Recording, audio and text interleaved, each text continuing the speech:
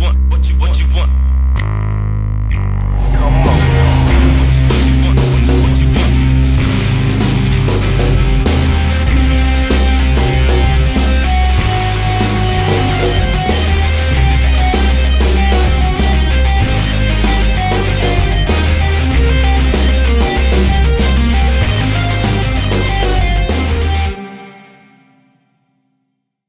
What's going on, everybody? Feral Black bring you another video review.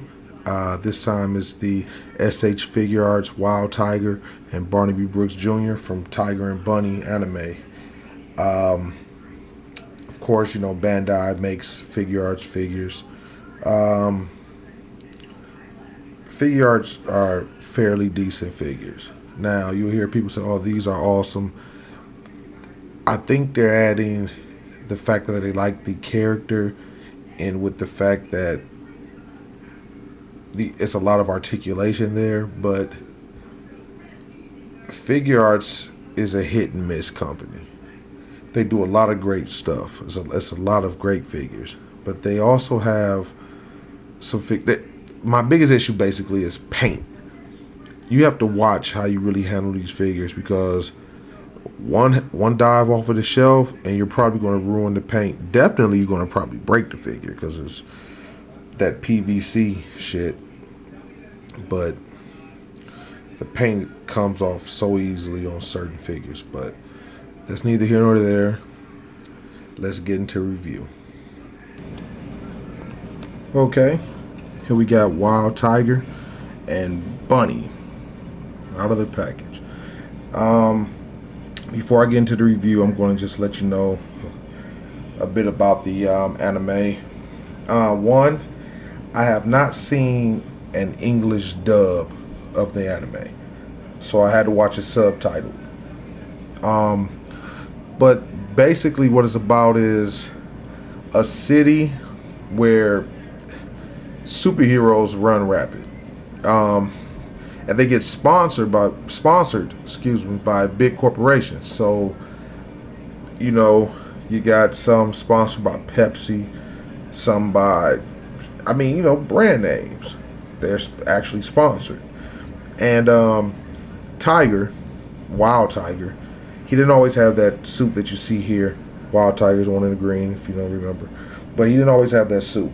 Now, what's going on with Tiger is that he's pretty much over the hill, but in his heart of hearts he's a superhero. You know, he will do whatever it takes to save someone in trouble. You know, so he's very passionate about what it is he does. But, you know, he's just, like I said, he's over the hill. He can't compete with the other big name superheroes.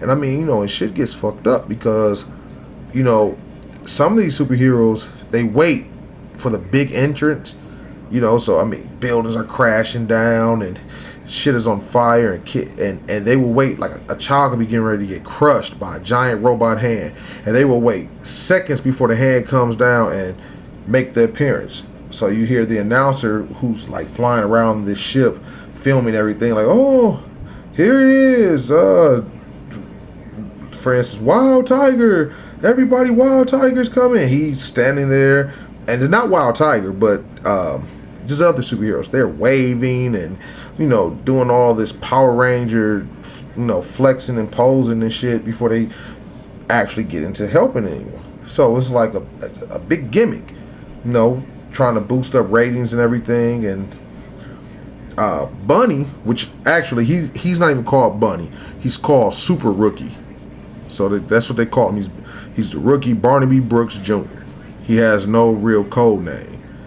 But his corporate sponsors are the ones who brought Wild Tiger in. And they're both partners. But Wild Tiger, you know, he's not feeling what's going on. He's not trying to be that type of superhero. He's really trying to save people and shit. So him and Bunny are like really, you know, going at it throughout the series. And eventually he shows Bunny the light, you know, and Bunny gets with it and starts saving people as well. But the reason why they call him Bunny is because of Well, Wild Tiger calls him Bunny because of the two points on the sides of his helmet that looks like ears. He just calls him Bunny. That's pretty much what it is. I mean, you guys got to really peep out the anime. It's really good. You know, they get into some crazy shit. Those suits they have are awesome, and these are awesome figures. So what I'm going to do is we're going to do Wild Tiger first. Let's get into it. Okay, everybody, we got Wild Tiger here. First off, I want to note that the figure is painted excellent. You know, it's not going to really show up, I don't think, but he's a pearl white and dark gray, as you see. He has silver lining around the white. He also has little, like, you know, little accents like lime green in between, like, little parts of him, like you can see it in the leg here and, you know, around the trimming. Then under, these pieces are actually painted with a metallic lime green with a clear green, lime green, I want to say again, or neon green, or whatever you want to call it, overlay. They use jewels for the knees. Same thing for the head. Very, very nice figure. Let's get into the articulation. Now, he has neck movement back and forth. Both pieces of his neck move. So he's doing the up and down of piece, like the bottom piece here. That moves up and down, and so does the top. So I gotta find a way to straighten it out, actually, because his top ball joint is so tight. You know, his head, you can remove his head. It's not hard. There's really no point. He doesn't come with an extra head or anything, but his shoulder pads, they're clear and they move up and down.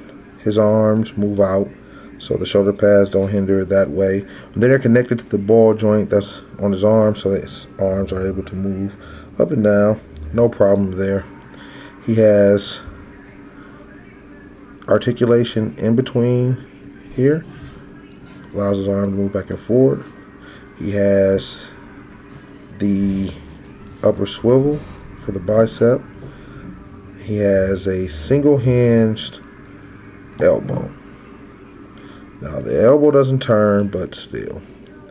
Also, he has fists that, or his wrists, they rotate left to right and back and forth as much as his armor allows, because they're on a ball peg as well. His upper ab movement is kind of hindered because of the way the armor is made.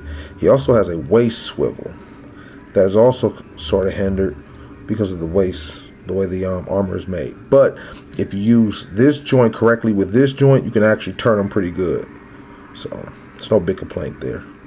Also, now with most Figuarts figures, a lot of people don't really use it.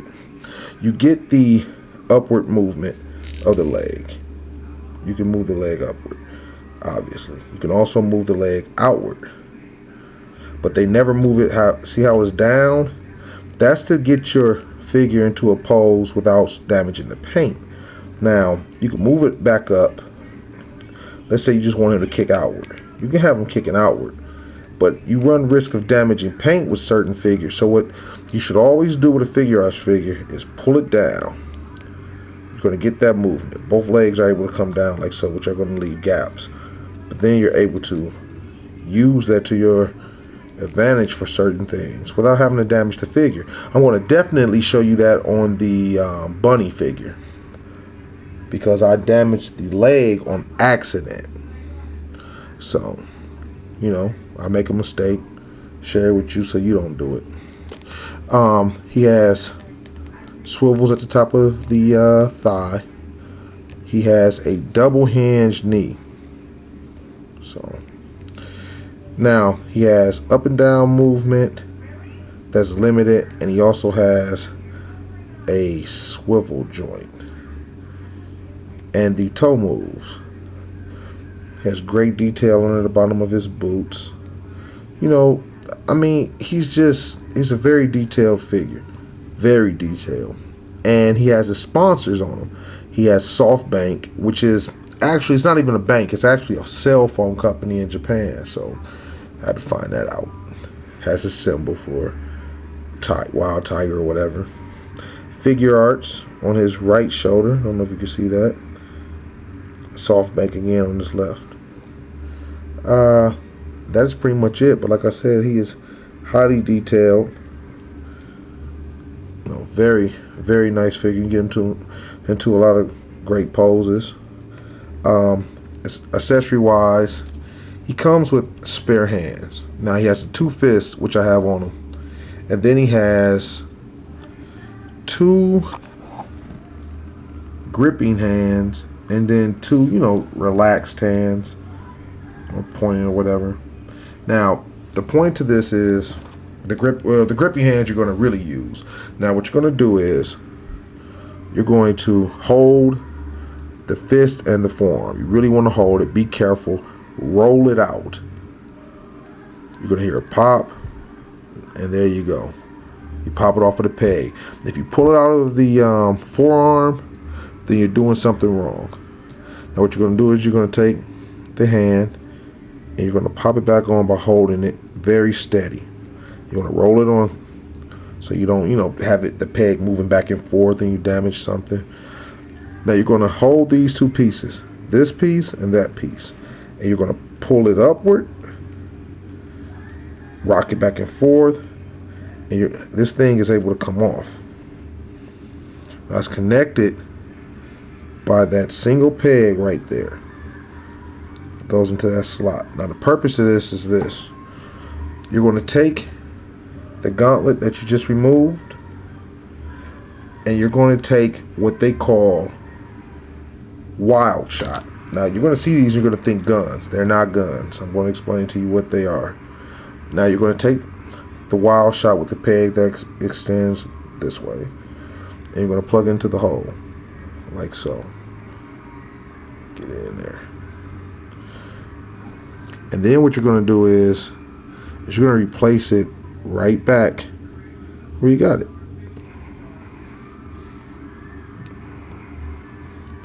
I'm trying to do it on camera. It's a little more difficult than me doing it. Alright, there it is. Now, the wild shot is able to move. You're going to get up and down, and you're also going to get movement of the handle. The movement of the handle is going to work with the movement of his wrist. So, now he's able to hold it like so. It's not going to hinder any articulation or anything. It's going to look very natural. Now what wild shot is, and he comes with 2 of them. I'm not going to put them both in, but he comes with 2. Now what the wild shot is basically, it's when he does his Spider-Man thing. He's able to shoot 2 grapple lines, 1 out of each, and swing across buildings and shit like Spider-Man. So that's pretty much what it is. I know you're expecting guns or some shit, but it's not. Now, what you also get is this. Now, this thing is a giant fist. This is called good luck mode. I'm going to let you guys see what good luck mode is yourself. But basically what you do is you're going to grab the figure in these 2 places and you're going to move it till you unplug it. Now, there it is. You can pop it out like so. I would not recommend you doing this constantly, but you're able to take that tab and plug it into there. You can't really see, but you're able to. And it's going to snap, and that's his good luck. Oh, see, it didn't snap in correctly, but it's going to snap in, and that's his good luck mode. Now, good luck mode, when you do get it to work in there, it's very heavy. There it is, it snapped. This thing is heavy. His joints support it for the most part, but that's pretty much what it is. Wham to the face. Good look mode. pow, beat your ass with it. Now he comes with these stand. This stand right here is Wild Tiger's green, has his name on it. It's the same stand as most of the Figuarts figures that come with stands come with. I'm not particularly, I'm not a fan of this stand at all. This stand is weak, actually. I bought a bunch of these stands online a while back, and they don't work as well as I would want them to. So, but you're going to pretty much open it, put your figure where you want it, and you're going to close it. What you're going to have to do is you're going to have to pretty much, once you close it, you're going to have to lean it back, and you're going to have to find some way to stabilize this stand, which off the ground is hard as hell because they don't come with the booster pegs or the booster plugs that go to the bottom like most of the stands come with. So it's going to be kind of hard, but when you do, you're able to get them off of the ground. I mean, I don't too much fuck with the stands, but but that's pretty much it with Wild Tiger. In the good luck mode, if you want to remove, it's the same thing. Now be careful for this little dish or whatever this thing is, this guard on the back. Be really careful because you don't want to hold it this way and pull it and push back on that and break it.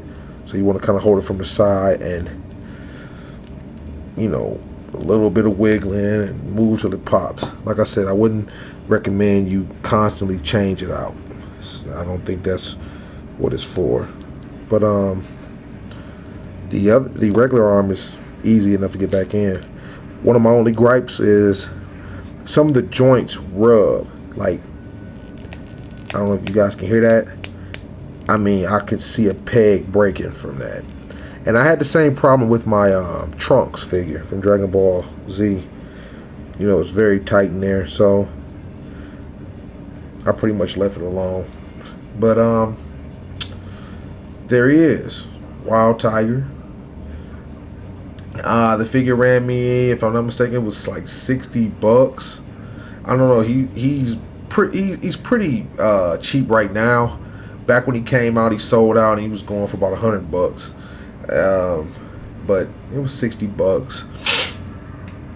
I would recommend you getting this figure. I would recommend you watch the anime and then determine if you want the figure based on that. And if you don't like the anime, fuck it. I still say, and I don't do this regularly. I don't say, hey, go get this figure. But dude, the figure is pretty slick. So I would get the figure if I was you. Even if you want to pretend it's something else. And also they have these bikes. Bunny rides this type of futuristic motorcycle, and Wild Tiger here sits in a sidecar, which can eject and turn into his own like a little car thing or whatever. But an independent maker or third party is making those bikes, and shit's slick. So, I mean, look into it, y'all. Figuarts, Tiger and Bunny figures. With that being said, this is Pharaoh Black, and as always, peace and love.